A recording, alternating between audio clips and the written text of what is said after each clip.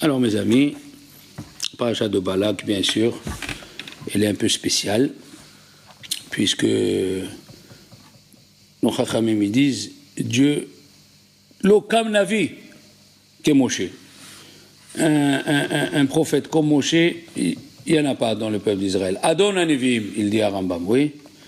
Mais parmi les Goïm, Hachem, il a donné un prophète, comme Moshe Rabbeinu. Et qui c'est? C'est Balak. Bilam, excusez-moi, Bilam. Maintenant, après Balak, on va commencer Ben HaMetzarim, les 3 semaines. Donc, il dit le tour. Il dit le tour, quand il y a une fête qui tombe au milieu de la semaine, elle est en relation avec la paracha de la semaine. Alors, ce Shabbat, on va lire Balak, ok, mais c'est la veille de Shiva Asar Bet Tammuz. Il faut trouver la relation entre le 17 Tammuz et la paracha de Balak. On est d'accord? On va essayer. Il a dit Vayar Balak ben Tzipor. Il a vu Balak ben Tzipor. Kiravu. Qu'est-ce qu'il a vu? Il a vu, elle dit la Torah, ce qui est arrivé aux 2 rois, les Sihon Melech HaEmori, ou l'Og Melech HaBashan, on en a parlé la semaine dernière. Il a commencé à avoir peur. Alors, les Chachamim lui disent, Rashi pose la question, pourquoi il a peur? Voilà, c'est écrit, Al Tatsar et Moav. Dieu, il a dit, ne fais pas de guerre avec Moav. Pourquoi il a eu peur? Ni Ammon ni Moav ne fait la guerre avec eux. Pourquoi? Parce qu'il a dit Dieu à Moshe Rabbeinu, j'ai 2 petites perles précieuses qui vont sortir de Ammon et de Moav. Ammon, c'est Ruth, la convertie. Et de Ammon, Moav, c'est Ruth. Et Ammon, c'est Naïma. Naama, c'est qui Naama? Naama, c'est la femme du roi Salomon qu'elle s'est convertie. Son père, c'était le roi de Ammon. Après, si vous voulez, on racontera l'histoire, comment il est arrivé. Mais en tout cas, Ruth devait sortir de Moab et Naama de Ammon. Parce que le roi Salomon, malheureusement, il a eu un moment où il s'est égaré et Dieu il a décidé qu'il va aller 3 ans en exil. Et il est arrivé à être le serviteur du roi de Ammon. Mais c'était bien, attention, c'était bien le roi Salomon, c'était pas n'importe qui. Mais bon, Hachem, il lui a donné, sa teshuva, c'était d'être de 3 ans de errer. Le roi des démons, il s'appelait Ashmeddai, il lui a pris sa bague et le Shema Meforash, et il a pris la forme du roi Salomon. Et le roi Salomon, pendant 3 ans, le pauvre, il a erré, il a écrit la galoute. L'errance, elle amène à la modestie, comme la maladie. Un type, il est fort, il est riche, le docteur lui dit, vous avez un problème sérieux au foie, le type, il rabaisse son caquet, c'est fait pour ça, malheureusement, les maladies et tout ça, parce que l'homme, il croit il va monter où tu vas monter. Il n'arrive pas où monter. Il faut rester humble, celui qui te parle, il peut être à ta place. C'est lui qui aura l'argent que tu as, et toi, tu seras le demandeur. N'oublie jamais ça. Elle était serviteur chez le roi de Ammon. Et la fille du roi de Ammon, elle rentrait à la cuisine, elle le voyait, elle lui parlait. Elle a vu cet homme-là, c'est pas un homme normal. Il répond des choses de la chokhma. Il répond des choses d'intelligence, c'est pas possible. Elle parlait avec lui. Ah, David, elle parlait avec le roi Salomon, jusqu'à qu'elle s'est amourachée de lui. Elle lui a dit à son père, moi je veux me marier avec celui-là. Elle lui a dit, c'est un esclave juif. On l'a pris, il a dit, mais c'est un esclave, il est très intelligent, moi je le veux. Comment il va faire? Qu'est-ce qu'il a fait? Il a demandé à ses magiciens, et tous ces astrologues ou adexis, ils lui ont dit, écoute, tu veux savoir si c'est son mari ou pas? Tu les prends les 2 et tu les mets dans le désert. S'il reste en vie, c'est lui son mari. Si après quelques jours il meurt, c'était pas son mari. Il les a pris, il les a amenés dans le désert. Dans le désert, ils n'avaient plus d'eau. Et le roi Salomon, il a commencé à agonir. Il n'y a plus d'eau, il n'y a rien. Elle s'est levée, cette Goya qui s'appelle Nahama. Elle a dit à Dieu, comment? Ton serviteur, Salomon, il ne savait pas qu'il était le roi Salomon. Moi, j'ai laissé l'honneur de mes parents, j'ai laissé ma villa, comme Ruth avec 40 pièces, pour m'attacher à ton peuple. Et c'est ce que tu fais à celui que je veux m'attacher avec lui. Elle s'est mise à pleurer, et l'eau, il a jailli du désert. Elle a donné à boire au roi Salomon et tout ça. Il s'est réveillé, et il a repris ses esprits, il a su que Dieu lui a pardonné. Et il a converti cette femme. Et Naïma. Tu as compris? Donc il lui a dit, Dieu à Moshe, ne t'approche pas de Ammon et Moab. Alors pourquoi il a eu peur, Ammon et Moab? Parce que Dieu il dit, Al-Tatsar et Moab. N'aie pas peur. Al-Tatsar et Moab. Pourquoi Balak il a eu peur? Il a dit, il a eu peur. Peut-être, le peuple d'Israël, il va faire la guerre à tous les rois qui sont à côté. Hein? Et personne va venir l'aider à supporter qu'il est resté seul. Quand tu restes seul, qu'est-ce que tu fais? Tu as peur, tu t'abaisses. Il ne voulait pas perdre. Ammon et Moab ne voulait pas perdre. Plutôt Moab, sa notoriété et tout ça. Qu'est-ce qu'il a fait? Il est parti appeler Midian. Il dit, Rachi, Midian et Moab, jamais ils étaient amis. Ils étaient toujours ennemis. Mais devant leur ennemi commun, ils sont devenus copains. C'est comme elle dit la Gemara dans Megillah. Ahashverosh, il haïssait les Juifs plus que Haman. Ils se sont fait amis. L'intérêt les a fait amis. Mais en vérité, ils ne s'aimaient pas. Il a dit, Balak ben Tzipor, il a demandé aux Zikni Midian, c'est quoi sa force? Au peuple d'Israël, ils font les guerres, ils réussissent, ils font les guerres, ils réussissent. C'est quoi leur force? C'est pas possible.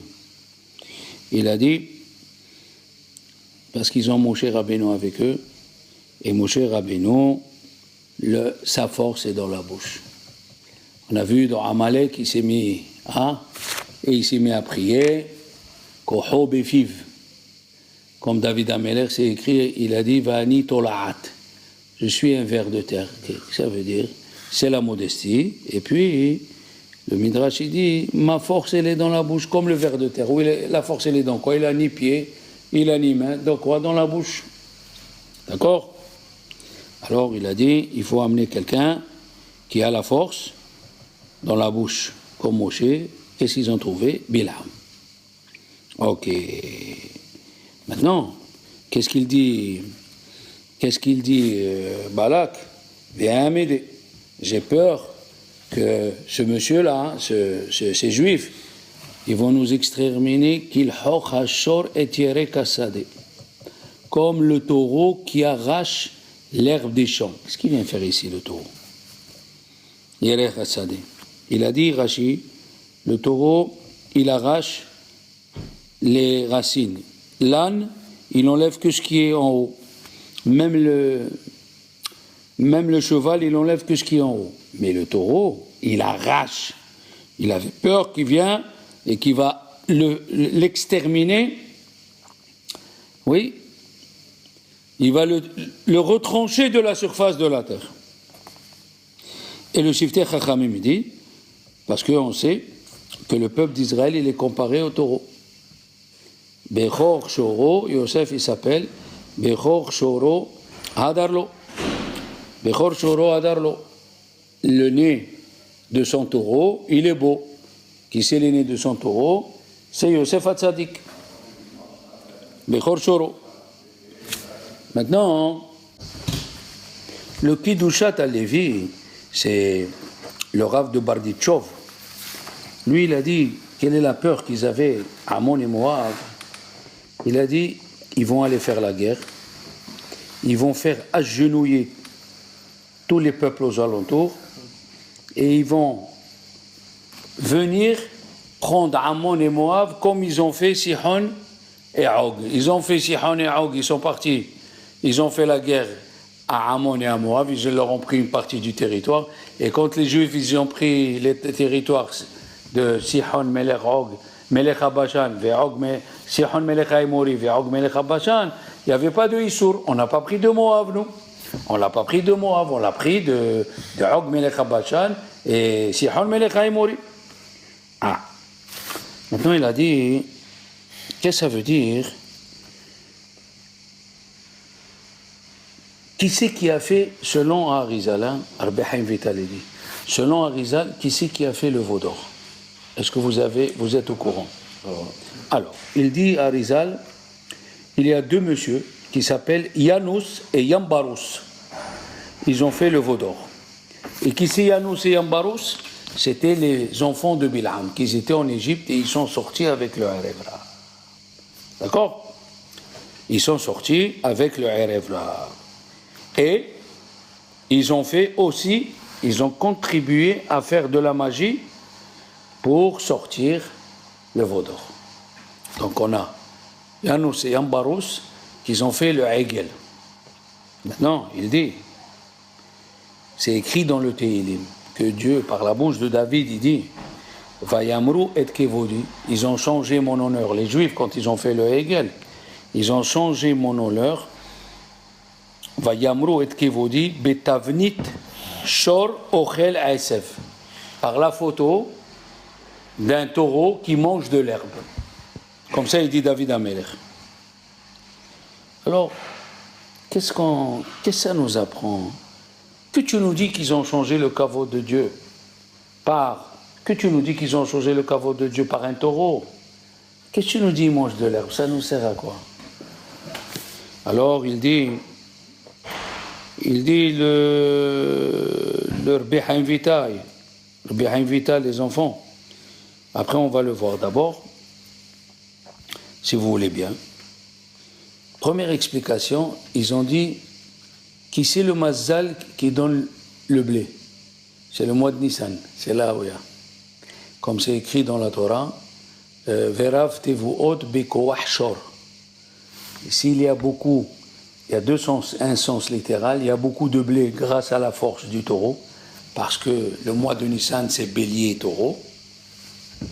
Alors ils ont dit, s'il est mort Moshe Rabbeinu, on ne va plus avoir de quoi manger. Alors ils ont voulu représenter le taureau, le Hegel et le taureau, pour que Dieu continue à leur donner du blé. D'accord? Ça c'est la première explication, il le dit le Siftei Chachamim. Ok. Mais le Behaim Vital il dit Vayamru et Kevodi Betavnit Shor Ochel Aesef. C'est quoi le mot Aesef? Prospère. Shiva Asar Betamuz. Aesef c'est le mot Shiva Asar Betamuz. Aïe aïe aïe aïe. Et quand est-ce qu'ils ont fait le veau d'or? Le 17 Tammuz. D'accord? On continue. Tammuz, sachez-le, c'est le nom d'une Avodah Zara. Et tous les noms idéarisal de Avodah Zara qui sont écrits dans la Torah, c'est pour leur affaiblir leur force. Et oui, qu'est-ce qui fait le nom de Avodah Zara dans la Torah? Alors que Dieu lui-même, il a dit Veshem Elohim Aherim Lo tazkiro al picha. Les noms de Dieu étrangers, il ne faut pas l'avoir dans la bouche.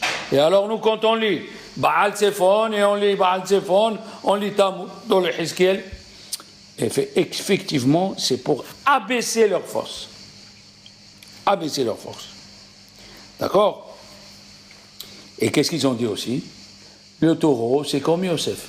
Comme Yosef, l'Echou El Yosef qui est à Mashbir, comme Yosef il a nourri tout le peuple d'Israël quand il y avait la famine, ainsi eux ils ont voulu faire la photo du taureau, que Dieu leur donne à travers le taureau le manger. Et comme il dit Rabbi Chaim Brisk, le Beth Alevi, même si leur intention elle était bonne, mais Dieu leur a dit, il leur a pas dit qu'on peut l'associer à quelque chose, non? D'accord? Maintenant, ils disent Hachamim, qu'est-ce qu'il a voulu?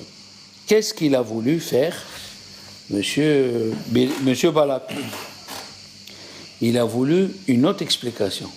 Pourquoi il a dit qu'il hochashor? On a donné une première explication, qu'il hochashor, comme Yosef pour amener, comme le mois de Nissan et tout ça. Il y a une autre explication, ils disent Hachamim. Il a voulu réveiller le péché du veau d'or pour que Dieu maudisse les enfants d'Israël. Alors, il est parti 3 fois, et 3 fois il était avec l'ânesse. Il a frappé l'ânesse 3 fois, parce que ils ont dit Chachamim la première fois, elle est descendue, elle a vu l'ange, elle a bifurqué sur un champ. Après, elle a vu l'ange. Une deuxième fois, elle a bifurqué dans une vigne. Et après, elle est arrivée dans une ruelle où il n'y avait pas à aller de droite à gauche. Elle s'est affaissée. Et il a frappé 3 fois. Et elle lui a dit, l'ânesse, Dieu, il a fait ce miracle, il a ouvert la bouche de l'ânesse. Il lui a dit, pourquoi tu m'as frappé Zé Shalosh, comment c'est écrit dans la Torah, pas Pe'amim. Zé Shalosh régalé. Il a dit, pourquoi tu m'as frappé 3 fois? Mais on dit Shalosh Pe'amim. Pourquoi tu dis Shalosh régalim? D'accord? Rashi nous dit, elle lui a dit, l'ânesse, comment? Tu veux frapper un peuple qui monte 3 fois voir Dieu? Comme ça, elle a dit Rashi. D'accord? Maintenant, il y a une discussion, les enfants. Cette ânesse qui s'est mise à parler, ou bien l'âne de Avraham Avinu, que la Mishnah, elle dit dans le Perek, ils ont été créés la veille de Shabbat. Oui? Pourquoi ils ne sont pas morts? Pourquoi ils ne sont pas morts, tous ces animaux? Est-ce qu'ils ont vécu jusqu'à présent? Ou bien non, c'est que Dieu a créé une force qui s'appelle l'ânesse qui parle, et au moment où on avait besoin, il a fait entrer cette force dans l'ânesse de... Eh bien, sachez que c'est une discussion entre le Moré Nevuchim. Le Moré Nevuchim, il dit, l'ânesse qui a parlé, tout ça, c'est une imagination qui est venue chez Bilam. Ah ouais. Le Tosfot Yom Tov, il pose la question, il y a une discussion avec lui et les autres commentaires. Le Shevet Moussar de Rabbi Eliyahu Cohen, il dit que c'est l'âne de Moshe Rabbeinu, qui était l'âne d'Abraham, qui était l'âne de plusieurs personnes, il est caché dans la caverne où il est mort, Moshe Rabbeinu, Har Nevo. Et quand il va venir le Mashiach, il va monter sur cet âne pour venir. Il y a qui s'explique comme ça. D'accord? Mais la question, elle est, voilà, Hava, elle a donné à manger à tous les animaux. Et ceux-là, ils ne sont pas morts. Ils n'ont pas mangé les fruits interdits. Alors, qu'est-ce qu'il dit le Kiddushat al-Levi? Extraordinaire. Non, le Megadim Hadashim. Il dit une chose extraordinaire. Il dit, quand est-ce qu'ils ont été créés? La veille de Shabbat. C'est-à-dire, quelques secondes avant Shabbat. Elle n'a pas eu le temps de leur donner du fruit interdit. Parce que quand il est rentré Shabbat, Dieu il a caché l'arbre interdit, il a caché l'arbre de vie, c'était fini. Extraordinaire. C'est pour ça qu'ils sont vivants, ces animaux, jusqu'à aujourd'hui. Il n'a pas eu le temps de leur donner. Maintenant, si on prend cette ânesse, l'ânesse de Bilam, donc elle avait 800 ans. Tu imagines, une ânesse de 800 ans. En quelle langue elle a parlé, l'ânesse? En hébreu, elle a dit la mazé kitani. Exactement. Maintenant, ils ont dit les chachamim. Pourquoi? D'où on sait que c'est les 3 fêtes? Shalosh Regalim. D'où on sait que c'est les 3 fêtes? Ils ont dit chachamim, c'est le Kliakar qui le dit. Il a dit, où on fait la soukha en général? Sur le champ. Donc quand elle est partie sur le champ, c'est Soukot. Après, quand elle est partie dans les vignes, quand on boit le vin, Pessah. Après, quand elle est partie dans l'endroit où on peut aller ni à gauche ni à droite, c'est Shavuot, c'est la Torah. Lotasur minad davar asher yagidu lecha yamin ou smol. Donc, et aussi, les enfants d'Israël, ils s'appellent Gefen. On l'a dit, Gefen mi Misraim tatzia. C'est écrit dans le Teilim. D'accord? Et aussi, il dit, le Kliyakar, on dit, Orech yamim bimina, ou bismola, osher vechavod. Il y a la langue, Orech yamim bimina. Quand tu étudies la Torah, tu as la langue vie. Ou bismola, osher vechavod. Et à la gauche, tu as le osher, la richesse, vechavod. Entre parenthèses, pourquoi on dit Orech yamim bimina? Parce que la Torah, elle nous apprend à nous contrôler. Je m'explique. Vous allez tout comprendre. Quelqu'un qui n'étudie pas la Torah, les midot à lui, l'empêche d'accepter ce qui se passe. Et alors, par la honte, il ne réagit pas extérieurement, mais intérieurement, ça lui fait des ulcères, les coronaires qui se bouchent, les machins. Ça vient parce que la personne, elle n'accepte pas elle n'accepte pas ce que Dieu lui donne. Mais si un type, il suit les conseils de la Torah, sois anav, on fiche-toi de tout est calculé par là-haut, alors il ne sent même pas que ça lui fait. Et pourquoi on dit Ubismola, pourquoi le kavod il est à gauche avec la richesse? Parce que malheureusement, celui qui ne sait pas employer la richesse là où il le faut, ça devient de la rigueur pour lui. Comme le monsieur qui a gagné au loto, il a acheté une Maserati, il a fait 260 à l'heure. Eh bien, comme il a dit quelqu'un, plus la voiture elle va vite et plus tu te rapproches du cimetière. Le kavod c'est pareil. Faut accepter ce que Dieu nous donne. C'est pas facile, c'est un travail intérieurement, c'est comme ça. Tout le monde est au même enseigne. Alors, Orech Yami Bimina, Bishmana Ozev et Kavod, c'est la fête de Shavuot. D'accord? Il a dit, le Shiftei Hachamim, il a dit que la Ness, elle lui a dit, comment Dieu, qui attend de voir ses enfants pendant ces 3 fêtes, il attend de les voir pendant ces 3 fêtes, et toi tu veux exterminer avec ta bouche un peuple que le roi des rois attend de les voir. D'accord? Il a dit, le grand de Vilna, Bil'am, il a eu une discussion avec Dieu.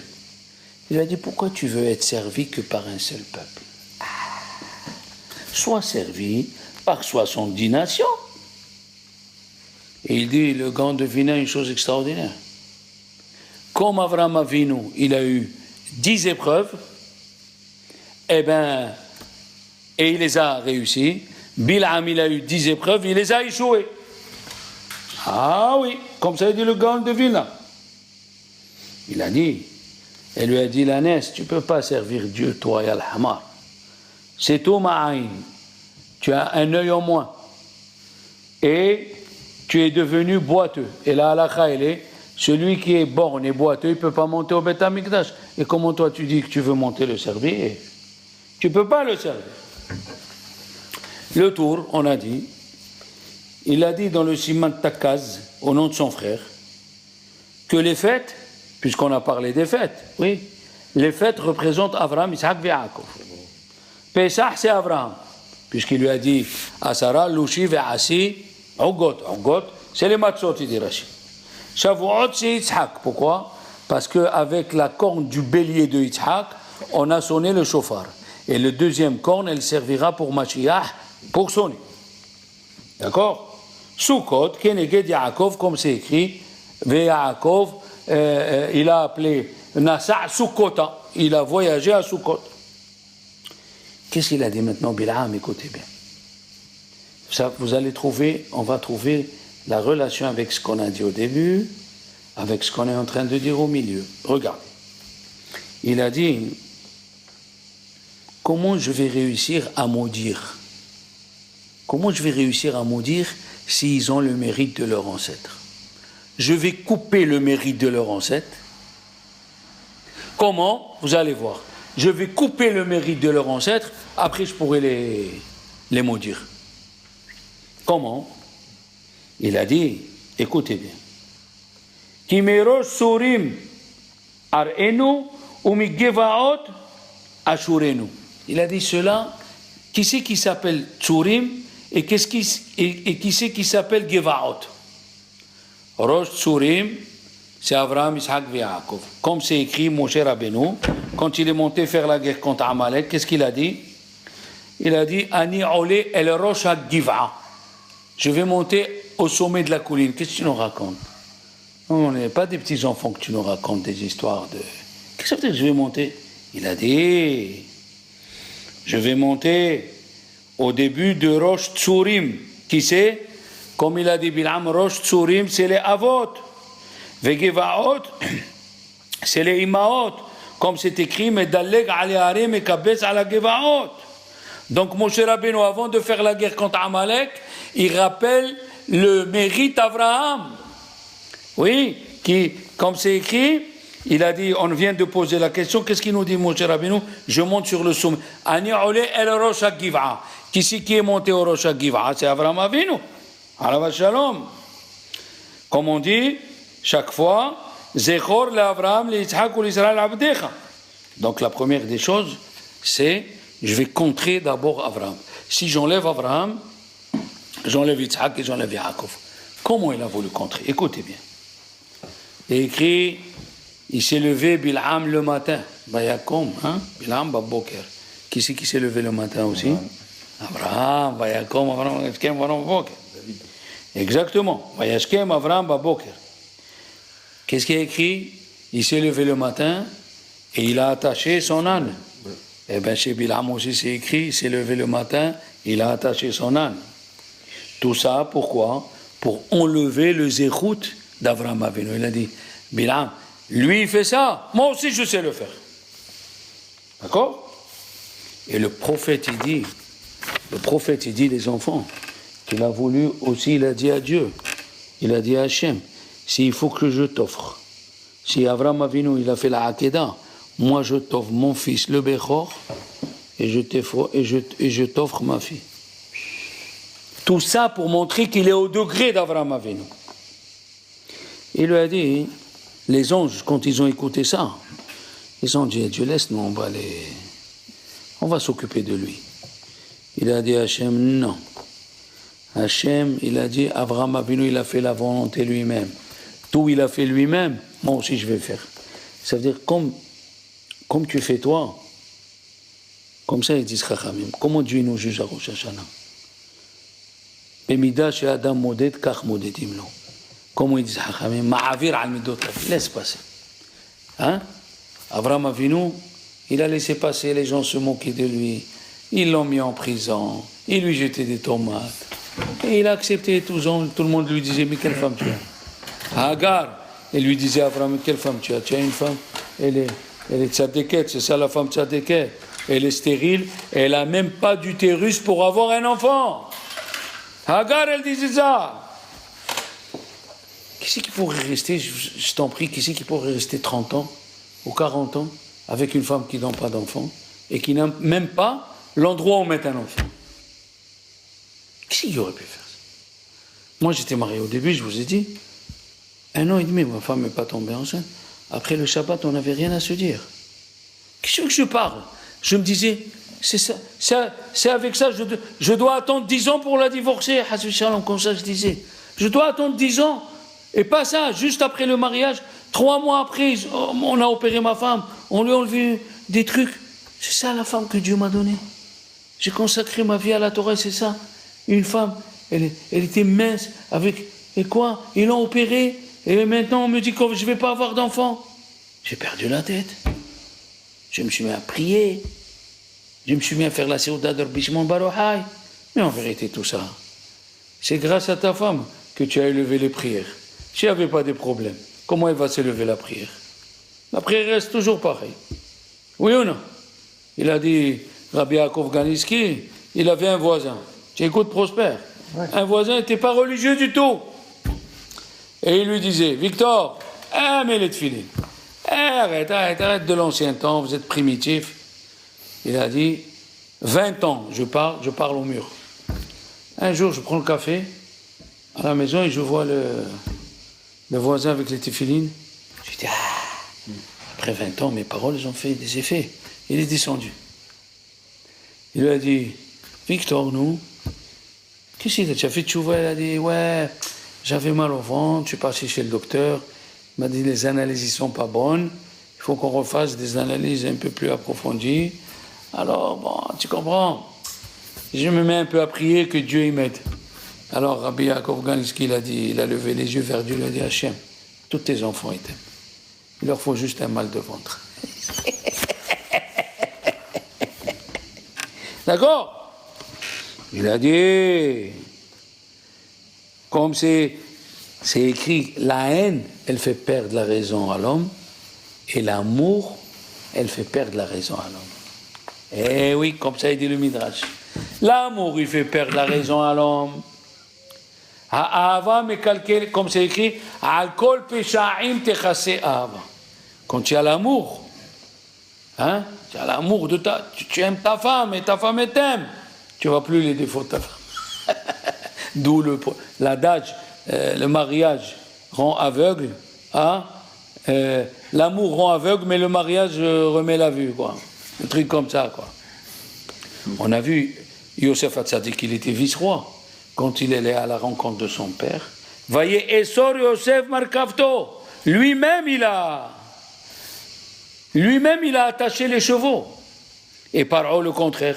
Paro c'était un empire. Il avait des millions de soldats. Quand il est parti pour rechercher les enfants d'Israël, c'est écrit Paro lui-même, voyez, Esor et Rikhbo. Donc l'amour, elle fait perdre la raison, et la haine, malheureusement, elle fait perdre la raison. Et il a écrit, qu'est-ce qu'il a écrit au sujet d'Abraham? Ito, il a pris ces deux jeunes hommes avec lui. Qu'est-ce qu'il a fait Bil'am aussi? C'est écrit, Vegam ne'arav immo. Quelle différence entre Ito et Immo? C'est bien de connaître ça. Il a dit, Immo, c'est comme s'ils étaient d'une seule même idée. Yanous et Yambourous et Bil'am, ils avaient une seule même idée, laquelle on va voir.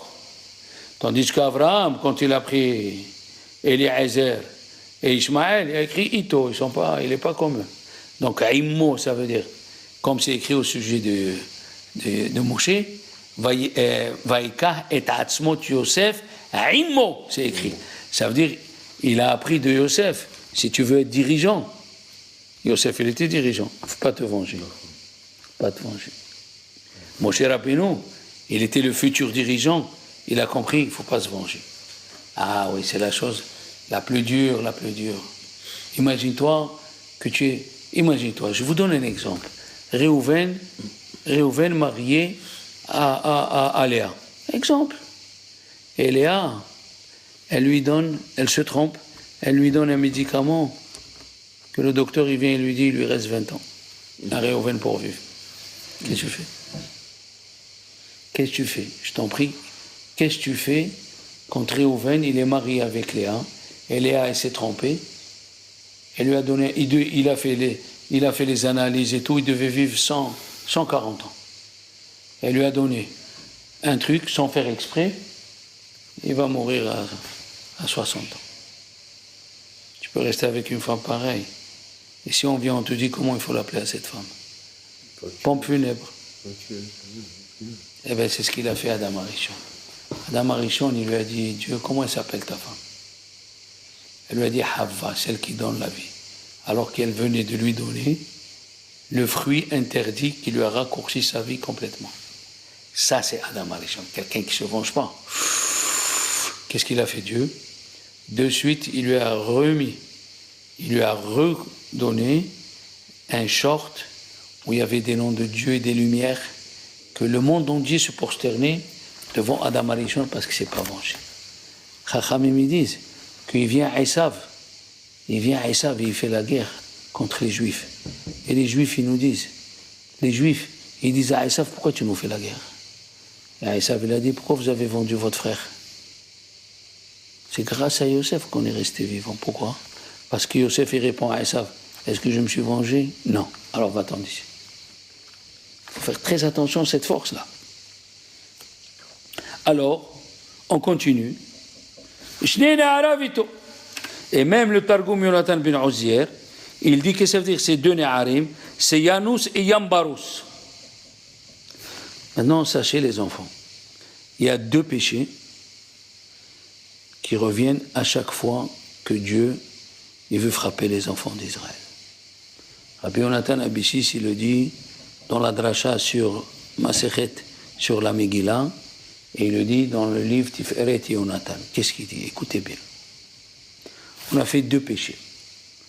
Deux gros péchés qui sont résumés dans le mot Zé. Comment Zé? Il a dit, quand on a fauté, on a fait le veau d'or, les Juifs, ils ont dit Zé Elokecha Israël. Ils ont dit Zé. Zé Elokecha Israël. Et quand les frères de Yosef, ils ont vendu Yosef, ils ont dit Hakerna imze ketunet bincha. Donc il y a un Zé qui veut dire Avodah Zara, Zé Elokecha Israël, et il y a un Zé qui veut dire la faute qu'on a vendu un frère. Et d'ailleurs, le tour, il dit, quand Yosef il a demandé à l'ange, Vaimtsa Ish, et Rashi nous dit qui c'est ce Ish? C'est un ange. Il lui a dit, Nas'ou mizé. Tes frères, ils veulent plus être 12 Shevatim. Pourquoi? Parce que Zé, ça fait combien? Zaïnehe 7 et 5 12. Et on dit, toi tu cherches tes frères. Nas'ou mizé, ils ne veulent pas être 12 avec toi. Ouais. Et la même chose donc. Le Zé, le premier, c'est pour la Avodah Zara. Le deuxième Zé, c'est pour les frères. D'accord? Et les enfants. Quand il y a eu la Xéra à Purim, oui, alors Esther, elle a demandé à Attar, qui est venu voir Mordechai, et qui lui a, quel mot il lui a dit pour celui qui se rappelle de la Megillah? Mazé ve'al mazé. Pourquoi Mordechai s'est mis dans cette situation? Il est habillé avec un sac, un habit de sac.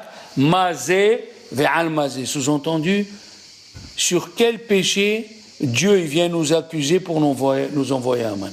Est-ce que c'est pour Avodah Zara ou parce qu'entre nous, on n'a pas la ahdout? Aïe, elle a dit. Alzé, elle a dit. Comment elle a dit? Mazé ve alzé. Mamash, elle a employé 2 fois le mot zé. Et Rabbi Yonatan Abishis dit, elle a fait rappeler à Mordechai, qu'est-ce qui se passe? Il lui a dit, Avodah Zara, il n'y a pas. Mais on n'a pas de ahdout. Pourquoi? Parce que Aman, il a dit, Yeshno am mefuzar umfurad. Ce peuple, il est séparé. Les Ashkenaz contre les Sfarad, les Chassidim contre les... Qu'est-ce qu'elle a dit? Esther, c'est elle qui a trouvé la solution. Elle a dit, Kenos, cette kol haïodim. Qu'est-ce que c'est Kenos? Rassemble tous les Juifs. Quand on est en danger de mort, il existe Hassid, Marocain, Tunisien, il n'existe plus ça. Ah, elle a compris. Kenos, cette kol haïodim. Puisque Haman, elle a dit, Yeshno am mefuzar umfurad, on est séparés. Donc le tikkun, c'était pas Avodah Zara, le tikkun, c'était parce qu'on est éloigné un de l'autre. Chacun pense à sa tête. Et Bil'am, il pensait qu'à lui-même. Ils sont fichés de Balak. Maintenant, écoutez bien. Donc, premièrement, Bil'am, il a voulu couper la relation avec Abraham. Il a fait la même chose que lui. Ouais. Maintenant, il y a 2 péchés, on a dit. Il y a 2 péchés qui peuvent rappeler les Juifs s'ils ont fait Avodah Zara. Ou Ahdout ou Avodah Zara. Il a vu Vayar Israël Shochen Lishvata. Il a vu les Juifs qui étaient bien installés. Pourquoi? Qu'est-ce qu'il a dit? Ma'atovo alecha Yaakov mishkenotecha Israël. Qu'est-ce qu'il voulait? Il voulait voir si il voit les affaires des autres. Donc il n'y a pas d'ahdout. Qu'est-ce qui s'est passé? Les tentes, il a vu, il dit Rashi, les tentes, ils étaient le contraire de l'autre. Shelo hayu aholehem mechouvanim zelazé. Les tentes, les portes des tentes n'étaient pas une en face de l'autre. Ah, il a dit, de ce côté-là, il y a la ahdout. D'ailleurs, il a dit mechouvanim. C'est quoi ce mot mechouvanim? Il fallait dire qu'il a vu les portes, ils n'étaient pas une en face de l'autre. D'où il sort ce mot mechouvanim? Ah, il est de ce que j'ai vu. Il vaut 1 milliard. Il a dit, les colonnes de nuit. La Gemara, elle dit, et le Midrash aussi, à travers les colonnes de nuée, il voyait ce qu'il y avait dans le fût. Est-ce que c'est un fût de vin? Est-ce que c'est une pelle forte? Ou est-ce que c'est une Heineken? Ou une Corona? Ou c'est du vin, du Ricanati? À travers la colonne de nuée, il pouvait voir... Qui voyait? Le juif. Alors comment tu me dis, il ne voyait pas ce qui se passait l'un chez l'autre? Quel chidouche il dit. Il voyait à travers Akadosh Baruch Hu. Non, il voyait ce qui se passait chez l'autre, mais il détournait son visage pour ne pas voir. Aïe, aïe, aïe, aïe, aïe. C'est comme si tu, par ton balcon, tu assistes à une dispute d'un copain à toi que tu aimes beaucoup. Il s'est disputé à mort avec sa femme, il a jeté là. Et dans la rue, tu les rencontres les deux et tu dis comment ça va, vous allez bien? Comme si tu es au courant de rien. Il a dit, ça c'est la hadout. Ça c'est vraiment la hadout. Je connais tes défauts, je connais tout, je dis rien. Parce que je sais que ça va changer. Et c'est pour ça que c'est écrit, c'est ayu aolem, lo ayu aolem, mechouvanim, il y a le mot kavana. Ça veut dire, ils pouvaient voir, ils ne voyaient pas. Quelle force, quelle force. Maintenant, qu'est-ce qu'il va faire? Bilam, il a voulu, qu'est-ce qu'on a dit? Bilam, il a vu que la ahdout il a voulu réveiller la faute du veau d'or. Vayasem panav el amidbar. C'est quoi el amidbar? Il dit Rashi, il a voulu dire à Dieu, tu as oublié, ils ont fait le veau d'or. Et qu'est-ce qu'on a dit? Qu'est-ce qu'ils ont dit les Juifs? Ils ont dit sur le veau d'or, Zé Elokenu, comment on a... ils ont employé le mot Zé. Oui, Zé Elokecha Israël, oui. Et combien ça faisait? Oui. Zé, Zaïn et Hé. 5, 12. Ils ont fait 12 veaux d'or. Il lui dit, Bil'am, Dieu, tu as oublié, Dieu. Rabbi Shimon Bar Yochai, il a dit dans le Zohar, ils ont fait 12 veaux d'or. Et le 13e au milieu, il a dit, tu as oublié ce qu'ils ont fait. Il a voulu réveiller la faute du veau d'or. Et on sait, on l'a dit plusieurs fois, à Kippour, les Juifs ont fait attention à ces deux péchés. On dit les mots kiata, solhan ou mohalan, les shifté et shurun. C'est la seule bénédiction dans toute l'année où il y a le mot les shifté et shurun. Il demande Rabbi Meir Simcha Medivinsk dans son livre Meshech Chochma, pourquoi on dit mohalan et solhan, les shifté et shurun? Qu'est-ce qui se passe?